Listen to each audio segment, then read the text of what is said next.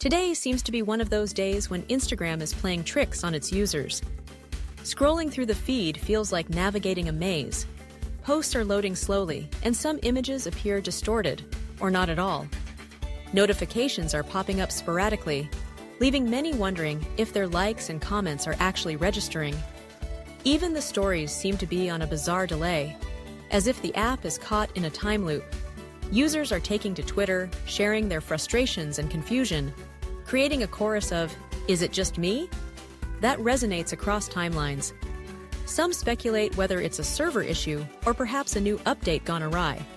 Amidst the chaos, there's a strange sense of camaraderie as everyone collectively navigates this digital hiccup. While it's frustrating, it reminds us how intertwined our lives have become with these platforms, and how a simple glitch can momentarily disrupt our online existence. Stay up to date with Famety on social media. Thanks for watching. See you in the next videos.